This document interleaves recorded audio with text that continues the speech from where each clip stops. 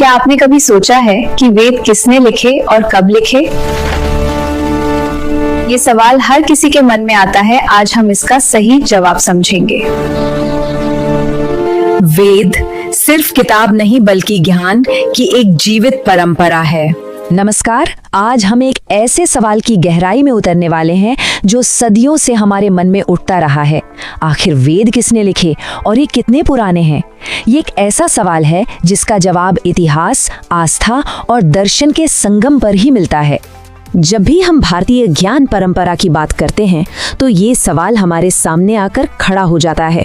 क्या वेदों को किसी एक इंसान ने लिखा या ये सदियों तक चले एक सामूहिक चिंतन का नतीजा था? क्या हम उनकी उम्र का कोई ठीक अंदाजा लगा सकते हैं? ये सिर्फ सवाल नहीं है बल्कि एक पूरी सभ्यता की ज्ञान यात्रा के अहम पड़ाव हैं। अब ये उलझन होती क्यों है? इसकी एक बड़ी वजह ये है कि हमें अलग अलग स्रोतों से बिल्कुल अलग अलग जवाब मिलते हैं। जो तारीखें आज के इतिहासकार बताते हैं वो हमारी पारंपरिक मान्यताओं से बिल्कुल मेल नहीं खाती। तो आज की इस चर्चा में हम इन दोनों ही नजरियों को ठीक से समझेंगे और इस रहस्य से पर्दा उठाने की कोशिश करेंगे। तो चलिए इस ज्ञान की यात्रा में आगे बढ़ते हैं। हम अपनी बात शुरू करेंगे इसी रहस्यमय सवाल से, फिर समझेंगे कि वेद आखिर हैं क्या। हम ये भी जानेंगे कि उनके स्रोत के पीछे की सोच क्या है, उनकी उम्र को लेकर क्या क्या तर्क दिए जाते हैं, इस सब में महर्षि वेदव्यास की क्या भूमिका थी, और आखिर में ये समझेंगे कि ये हजारों साल पुराना ज्ञान आज भी हमारे लिए इतना महत्वपूर्ण क्यों।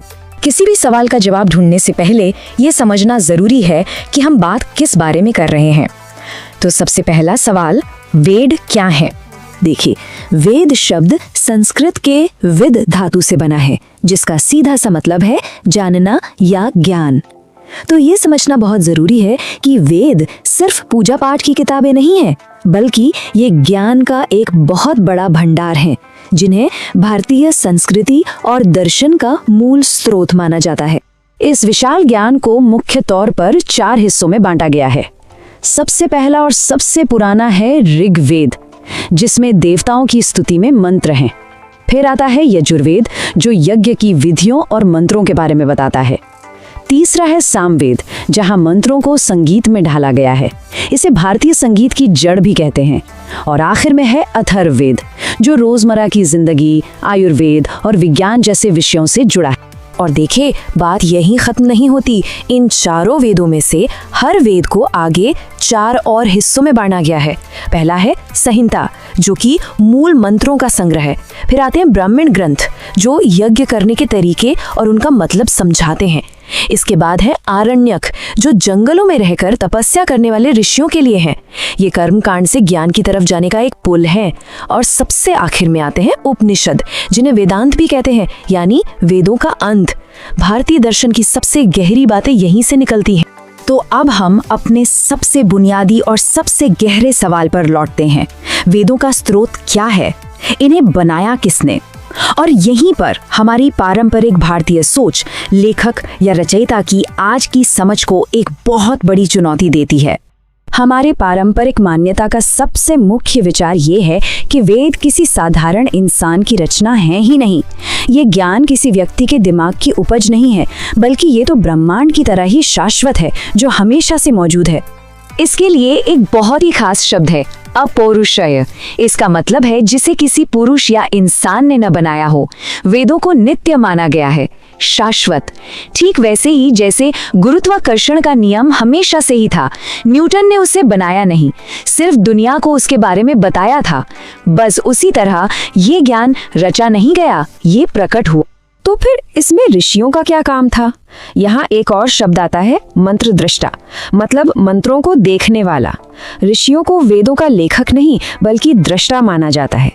मान्यता ये है कि उन्होंने अपनी गहरी तपस्या और ध्यान की अवस्था में इस ज्ञान को महसूस किया, उसे देखा। उन्होंने ज्ञान को बनाया नहीं, वो तो बस उस ज्ञान को हम तक पहुंचाने का एक माध्यम बने। और इसी वजह से वेदों को श्रुति भी कहते हैं, जिसका मतलब है सुना हुआ ज्ञान। ये सोचना भी कितना अद्भुत है कि हजारों सालों तक जब लिखने पढ़ने का चलन नहीं था, इस ज्ञान को एक पीढ़ी से दूसरी पीढ़ी तक सिर्फ सुनकर और याद करके पहुंचाया गया। मंत्रों का सही उच्चारण, उनके स्वर और लय को बनाए रखने पर इतना ज्यादा ध्यान दिया जाता था कि ये दुनिया की सबसे सटीक मौखिक परंपराओं में से एक बन गई। तो हमने ये तो समझ लिया कि पारंपरिक मान्यता के अनुसार वेद किसने देखे। अब दूसरे बड़े सवाल पर आते हैं, ये हुआ कब? वेदों की उम्र क्या है? और इस पर दो बिल्कुल अलग अलग विचार हैं। इस मुद्दे पर आके ज्ञान की दो धाराएं बिल्कुल अलग हो जाती हैं। एक तरफ आज के पश्चिमी इतिहासकार भाषा के विकास के आधार पर ऋग्वेद का समय लगभग 1500 ईसा पूर्व के आसपास का मानते हैं। वहीं दूसरी ओर भारतीय पारंपरिक मान्यता वेदों में बताई गई ग्रहों और नक्षत्रों की स्थिति के आधार पर इन्हें कहीं ज्यादा पुराना मानती है। कुछ गणनाएं तो इन्हें 5000 से 10,000 साल से भी ज्यादा पुराना बताती हैं। तो समझने वाली बात यह है कि इस विषय पर कोई एक राय नहीं है। अच्छा, अगर वेदों को किसी ने लिखा नहीं तो फिर महर्षि वेदव्यास का नाम इनसे क्यों जोड़ा जाता है? ये एक बहुत ही आम सवाल है। तो चलिए उनकी भूमिका को भी समझते हैं। ये एक ऐसा पॉइंट है जहाँ सबसे ज्यादा कंफ्यूजन होता है, तो इसे बिल्कुल साफ कर लेते हैं। महर्षि वेदव्यास ने वेदों को लिखा नहीं, वो उनके लेखक नहीं बल्कि एक महान संपादक या संग्राहक थे। उनका काम था जो ज्ञान पहले से मौजूद था उससे व्यवस्थित करना। उनका योगदान सच में बहुत बड़ा था। आप सोचिए कि उस समय तक वैदिक ज्ञान एक बहुत बड़े बिखरे हुए सागर जैसा था। महर्षि व्यास ने इस सारे ज्ञान को इकट्ठा किया और उसे विषय के हिसाब से 4 हिस्सों में बांट दिया, ऋग्वेद, यजुर्वेद, सामवेद और अथर्ववेद, ताकि उसे समझना और याद रखना आसान हो जाए। और एक दिलचस्प बात यह भी है कि कुछ लोगों का मानना है कि व्यास शायद किसी एक व्यक्ति का नाम नहीं था, बल्कि ये एक पदवी थी जो समय समय पर ज्ञान को व्यवस्थित करने वाले महान लोगों को दी जाती थी। इस तरह सदियों तक सुनकर याद रखने की परंपरा के बाद जब आखिरकार लिखने की कला का विकास हुआ, तो इस कीमती ज्ञान को भोजपत्र और ताड़पत्रों पर लिखा जाने लगा। यहाँ ये समझना जरूरी है कि लिखने का मकसद ज्ञान बनाना नहीं था, बल्कि जो ज्ञान पहले से ही लोगों को याद था उसे आने वाली पीढ़ियों के लिए एक भौतिक रूप में भी सुरक्षित रखना।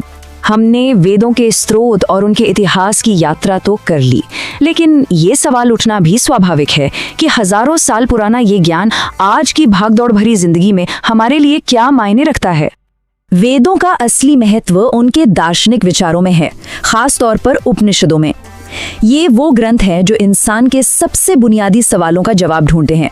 मैं कौन हूँ, यानी आत्मा क्या है? जीवन का असली मकसद क्या है, जिसे मोक्ष कहा गया? क्या मृत्यु के बाद भी जीवन है, यानी पुनर्जन्म का सिद्धांत? और इस पूरी दुनिया के पीछे की असली शक्ति यानी ब्रह्म क्या है? इन गहरे सवालों पर सबसे पहला चिंतन हमें उपनिषदों में ही मिलता है, जो आज भी दुनिया भर के विचारकों को रास्ता दिखाता है। वेदों का प्रभाव कितना गहरा है ये इस बात से पता चलता है कि भारतीय दर्शन की जो 6 मुख्य धाराएं हैं, सांख्य, योग, न्याय, वैशेषिक, मीमांसा और वेदांत, ये सभी वेद को ही अपना सबसे बड़ा प्रमाण मानती हैं।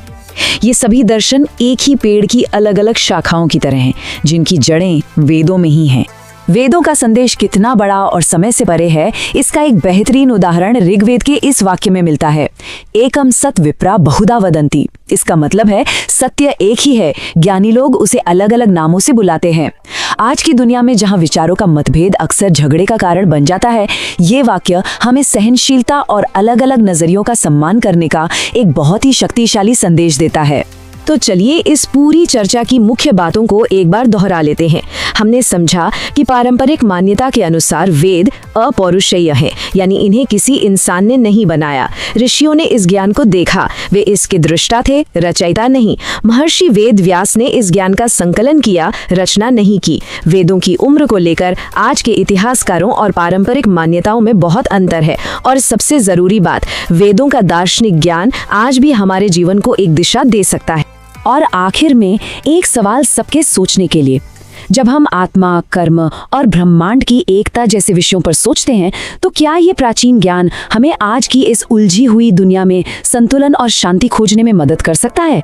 शायद इन प्राचीन ग्रंथों में आज भी हमारे लिए कोई न कोई संदेश जरूर छिपा है। अगर आपको ये जानकारी उपयोगी लगी हो तो वीडियो को लाइक करें, शेयर करें और चैनल को सब्सक्राइब जरूर करें।